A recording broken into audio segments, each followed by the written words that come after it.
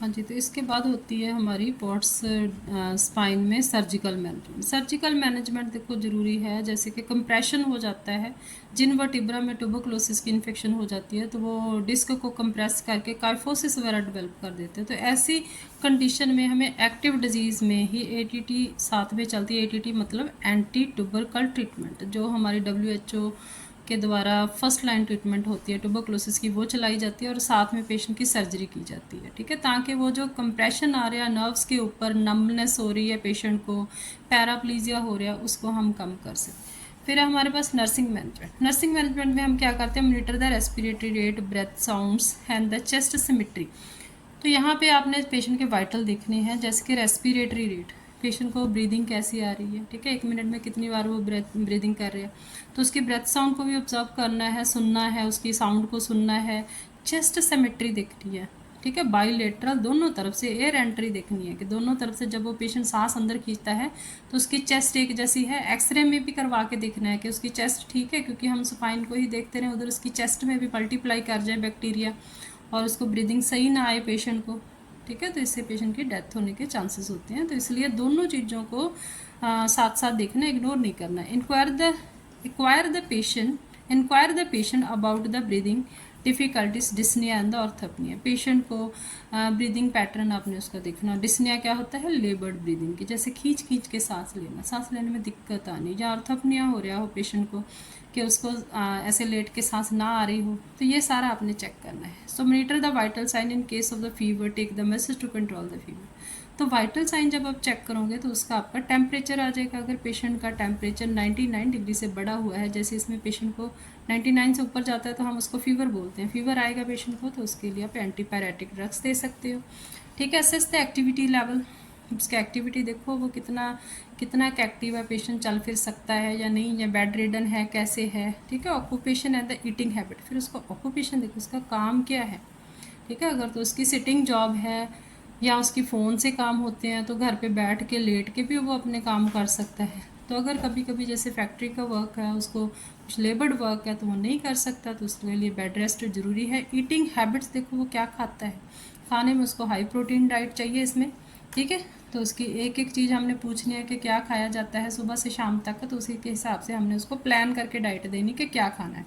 So provide the complete bed rest, assess the anxiety and the discomfort level and administer the prescribed medication। तो जो भी prescription हुई है medication की, जैसे ATT1 फर्स्ट लाइन ड्रग्स होंगी तो वो उसको टाइम टू टाइम देनी है, रिलेटिव को भी बतानी है कि कौन सी खाली पेट लेनी है, कौन सी खाने के बाद लेनी है। Promote the comfort level, patient को हमने ज़्यादा से ज़्यादा कंफर्ट प्रोवाइड करने की, जहाँ पे पेशेंट को बहुत डिस्कम्फर्ट, बहुत पेन होती है, तो इसलिए आपने उसकी पेन लेवल असेस करना कि कितनी की पेन है, टॉलरेबल है, अनटॉलरेबल है, कैसी है। तो प्रोवाइड द सेफ एंड काम इन्वायरमेंट, और पेशेंट का इन्वायरमेंट सेफ़ होना चाहिए। ऐसा ना हो कि पेशेंट पहले ही नहीं चल सकता, अगर वो थोड़ा बहुत चलता है तो उसको उसमें दिक्कत होती है, कोई ना कोई चीज़ आगे पीछे इधर उधर करनी पड़ती है। ठीक है, प्रोवाइड द कंफर्टेबल पोजीशन, लेटने में उसको सॉफ्ट बेड, ठीक है, जहाँ पे उसके वो स्वेलिंग हुई है वहाँ पे उसको कोई एयर कुशन दे सकते हो, कुछ ऐसे करके। Then reassure the patient, patient को हमेशा हौसला देते रहना। ठीक है, use the gentle polite approach and provide the psychological support. तो पेशेंट के साथ जेंटली बात करनी। जब पेशेंट को ऐसी तकलीफ़ होती है ना तो पेशेंट बहुत चिड़चिड़े हो जाते हैं, बहुत ऊंचा बोलते हैं, समटाइम उनसे बोला नहीं जाता, तो कुछ ना कुछ कभी कभी फालतू भी बोलते हैं कि मुझे कोई देख नहीं रहा है, ऐसे नहीं है। तो ऐसे में आपने पेशेंट को हमेशा जेंटली और पोलाइटली आंसर करना है कि जैसे पेशेंट के पास आ रहे हैं, मेडिसिन दी है तो अब कब देंगे, या पेशेंट को पेन हो रही है, उसको समझाना है कि आप उसको कितनी बार मेडिसिन दे सकते हो, तुरंत आप आधे घंटे बाद तो नहीं दे सकते। ठीक है, तो ये सब उसको समझाना है कि दवाइयों के साइड इफ़ेक्ट्स होती हैं। तो जैसे जैसे पेशेंट को ट्रीटमेंट चलेगी पेशेंट ठीक हो जाएगा। Provide the comfort devices such as the pillow, cushion, तो पेशेंट को एक्स्ट्रा पिल्लो दे सकते हो, कुशन दे सकते हो। Assist in and encourage for the ROM exercise. तो ROM एक्सरसाइज क्या होती है, रेंज ऑफ मोशन, कि जितनी वो कर सकता है वैसी वैसी एक्सरसाइज के लिए उसको इनकरेज करना है। Then teach the patient about the medication and the schedule and the side effects, तो मेडिसिन किस किस टाइम पे लेनी है, उनके क्या साइड इफ़ेक्ट होंगे। ATT ड्रग्स के कुछ खास साइड इफ़ेक्ट होते हैं, ये पेशेंट को आपने पहले ही बता देना है। ठीक है, ताकि पेशेंट घबराए नहीं अगर उसको कोई साइड इफ़ेक्ट हो रहा है। It is important to assess the medication side effect. तो आपका भी ये बहुत ज़रूरी है कि आप असेस करो कि उसको कौन से साइड इफ़ेक्ट्स हो रहे हैं, ठीक है, तो मेडिकेशन के साथ। तो दूसरा, effort are the made to reduce the side effect. तो हमने एफर्ट्स क्या लेनी है कि पेशेंट को साइड इफ़ेक्ट ना हो, ठीक है, कम हो। तो उसके अकॉर्डिंग जैसे किसी को वॉमिट आ रही है उसके साथ तो हम साथ में एंटी एमेटिक ड्रग दे सकते हैं। तो patients taking the INH isoniazid उनको चलती होती है tuberculosis, he should avoid the food containing the tyramine, histamine, ठीक है, जिसमें tuna, aged cheese, red wine, soya sauce या ईस्ट एक्सट्रैक्ट आ जाते हैं। तो ये पेशेंट को बताना कि आपने ये चीज़ें बिल्कुल नहीं खानी है, इसके साथ क्या होएगा, आपको ज़्यादा साइड इफ़ेक्ट होंगे। So eating this type of the food while taking the INH may result in the headache. तो पेशेंट को हेडेक, फ्लशिंग होनी, बिल्कुल रेड रेड हो जाना, तो हाइपोटेंशन होनी, या फिर पेशेंट को पल्पिटेशंस होनी, बहुत ज़्यादा पसीने आने, ठीक है। तो ऐसे अगर ये ऐसे फूड साथ में INH चलती है उसको ड्रग, तो ऐसे फूड साथ में खाएगा पेशेंट तो ये सारी प्रॉब्लम उसको हो सकती है। इसलिए आपने पेशेंट को पहले ही बता देना है कि क्या करना है। दूसरा होता है जैसे पेशेंट रिफेम्पासिन ले रहा है, रिफेम्पासिन भी हमारी फर्स्ट लाइन की ड्रग है, तो इसके साथ भी पेशेंट को बाकी जो मेडिसिन होती हैं तो उनके साथ प्रॉब्लम जैसे बीटा ब्लॉकर, ओरल एंटीकोएगुलेंट, ये सब हैं। तो ये सारे उसको बता देने कि ये मेडिसिन आपके इसके साथ इफ़ेक्ट कर सकती है, मेकिंग देम लेस इफेक्टिव। अगर वो ये सारी दवाइयाँ साथ में ले रहे हैं इनमें से कोई भी मेडिसिन, तो आपकी रिफेम्पासिन का असर कम हो जाएगा, ठीक है। तो ये पेशेंट को आपने बताना। Inform the patient that the urine colour will be change to the straw colour and because of the use of the rifampicin. एक पेशेंट को खाली पेट मेडिसिन चलती है रिफेम्पासिन, जिसके साथ पेशेंट का यूरिन कभी कभी बिल्कुल रेड कलर, ऑरेंज कलर का आना शुरू हो जाता है। तो पेशेंट कभी कभी डर जाते हैं कि ऐसा क्या हो गया, अंदर को ब्लीडिंग तो नहीं हो रही है। तो ये आपने पेशेंट को पहले बता देना है कि जब भी आप खाली पेट वाली दवाई खाओगे, कम से कम दोपहर के 2-3 बजे तक आपको यूरिन का ऐसा कलर आ सकता है, ठीक है, ताकि पेशेंट घबराए नहीं, टेंशन ना ले।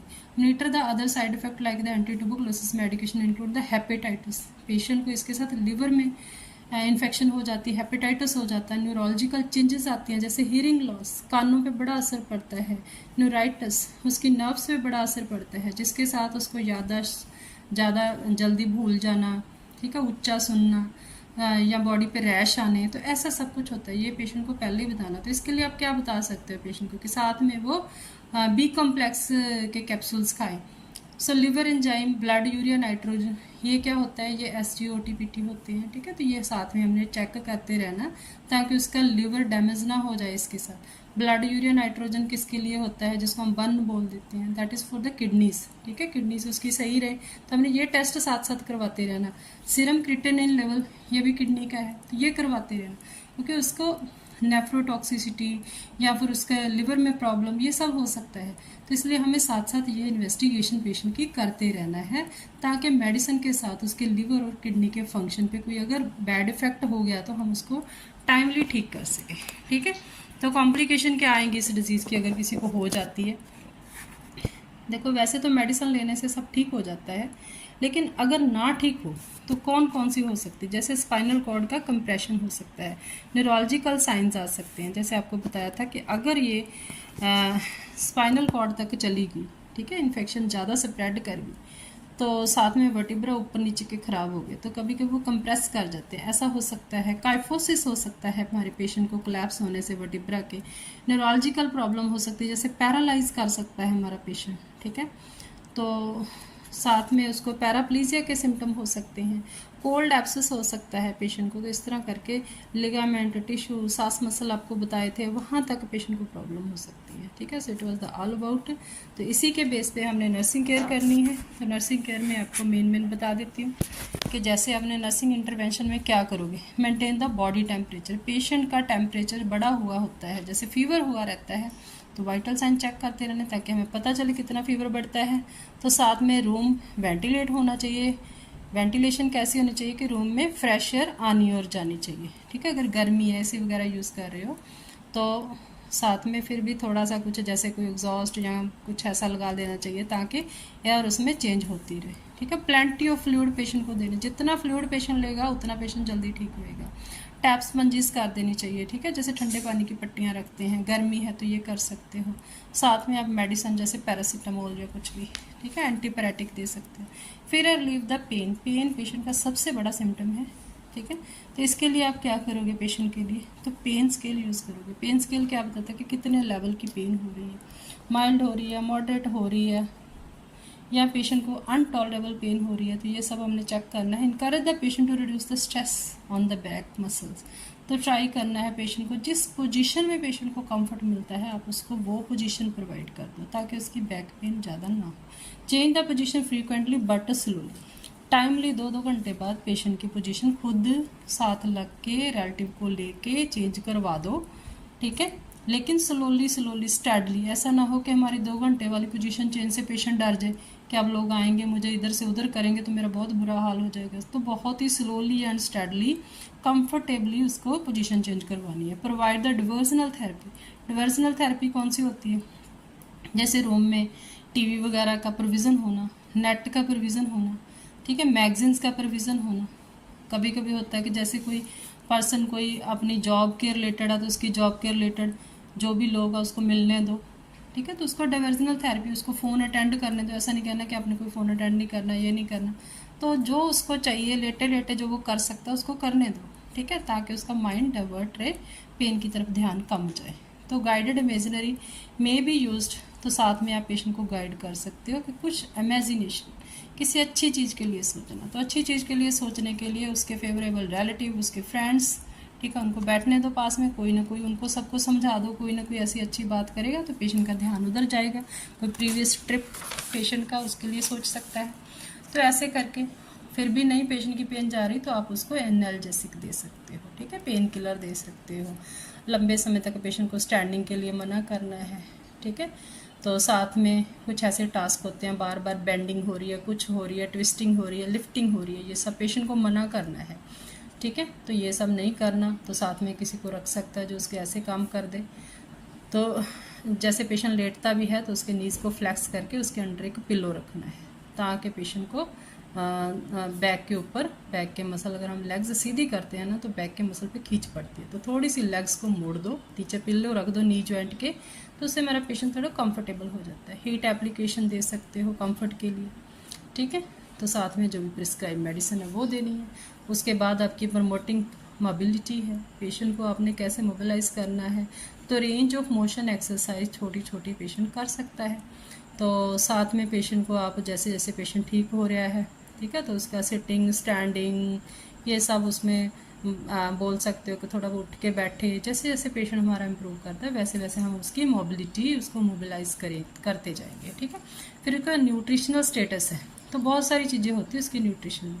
सबसे ज़्यादा पहले तो असेस करो वो खाता क्या, सुबह से शाम तक उसकी डाइट क्या है, ठीक है। फिर हम उसमें फिर उसकी लाइक और डिसलाइक देखो कौन सी चीज़ें वो ज़्यादा लाइक करता है। तो लेकिन हमने पेशेंट को प्रोवाइड क्या करना है, हाई प्रोटीन डाइट। इसको टिक लगा लो, टीबी के पेशेंट को आपने हाई प्रोटीन डाइट देनी है, जैसे सोयाबीन हो गया, मिल्क हो गया, ग्रीन लीफी वेजिटेबल हो गया, एग्स हो गए, ये सब प्रोवाइड कर सकती हो। लेकिन खाना उसको स्मॉल एंड फ्रीक्वेंट, क्योंकि कभी कभी उसको वॉमिटिंग की प्रॉब्लम रहती है, तो इसलिए तो इंडाइजेशन रहती है, तो इसलिए आप उसको थोड़ा थोड़ा खाना लेकिन कई बार दिन में दे सकते हो। बाकी वही है जैसे अट्रैक्टिव वे में, तो ठीक है, इनटेक आउटपुट चार्ट कितना पेशेंट के आज अंदर डाइट गई है, ठीक है, आउटपुट चार्ट उसका क्या कहता है, तो ये सारा आपने मेंटेन करना है। उसको ज़्यादा अपने फ्लूइड प्रोवाइड करने हैं, ओरली जूस ले सकता है, तो ये सब करना है। बाकी है रिड्यूस एंजाइटी, तो कैसे रिड्यूस करेंगे एंजाइटी, तो पेशेंट को कई तरह के योगा, मेडिटेशन, देखो आपको पेशेंट को असेस करना पड़ेगा कि हमारा पेशेंट है किस टाइप का। कुछ पेशेंट ऐसे होते हैं कि वो भगवान में बिल्कुल बिलीव नहीं करते, तो उनको आप बोलो योगा करो,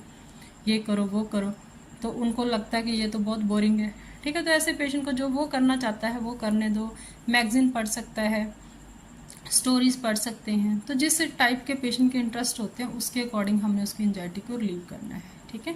साथ में आप पेशेंट की बात कर सकते हैं, आपके पास आते जाते ऐसे पेशेंट से थोड़ी बहुत बात पूछते रहो, उसकी फैमिली के बारे में पूछते रहो, उसके काम के बारे में। अगर पेशेंट रिस्पॉन्स करता है, इंटरेस्टेड है बताने में, तो पूछो जिस चीज़ में इंटरेस्टेड है, ठीक है, तो उसके बारे में बात करके ऐसे। और साथ में डिजीज़ के लिए क्या सोचता है, कभी कभी पेशेंट सोच लेते हैं कि अब तो मैं लेट गया, शायद सारी ज़िंदगी उठ नहीं पाऊँगा, ठीक है। तो ये सब आपने पेशेंट के साथ बातचीत करके उसको साइकोलॉजिकल सपोर्ट में रखना है। बाकी उसको स्लीप उसकी इम्प्रूव करनी है, ठीक है। तो उसकी हैबिट ऑफ स्लीप आपने देखनी कि कौन सी है, कितने बजे वो सोता है, कितने बजे उठता है। तो लेकिन हॉस्पिटल में तो वही हमारा 10 से 6 वाली रूटीन चलेगी कि 10 बजे पेशेंट सो जाए, 6 बजे उठ जाए। तो इसके लिए आप काम उसको इन्वायरमेंट, ठीक है, नॉइस फ्री इन्वायरमेंट प्रोवाइड करो। सोने से पहले अगर वो थोड़ा चलता फिरता है तो उसको शावर लेने दो, ठीक है। बुक रीडिंग कर सकते हैं, मेडिटेशन कर सकते हैं ताकि अच्छी नींद आए, ठीक है। तो दिन में मत सोने दो पेशेंट को बार बार। उसके बाद दोपहर के खाने के बाद का एक समय होता है जब पेशेंट हमारे सो जाते हैं, उस वक्त पेशेंट के रूम में कोई ना कोई हर 1-2 मिनट बाद जाता रहे, ठीक है, ताकि पेशेंट के साथ बात, पेशेंट के रिलेटिव को बोलो कि आप उसके साथ बैठ के बात करो ताकि पेशेंट सोए नहीं। साथ में पेशेंट का promote the body mechanics. Body mechanics क्या होता है? बॉडी को अलाइनमेंट रखना, स्पाइन को कैसे रखना झुकते समय। तो पेशेंट को गुड बॉडी मैकेनिक्स आपने टीच करना, जैसे कि पोस्चर कैसा एसेंशियल है उसके लिए, कैसे चलना है, कैसे बैठना, ठीक है। तो हेल्दी अपना लाइफस्टाइल उसका बने, ये सब आपने बताना है, ठीक है। This was the all about the pots spine. Pot spine किसको बोलते हैं? So that is the tuberculosis of the spine. So okay, thank you students.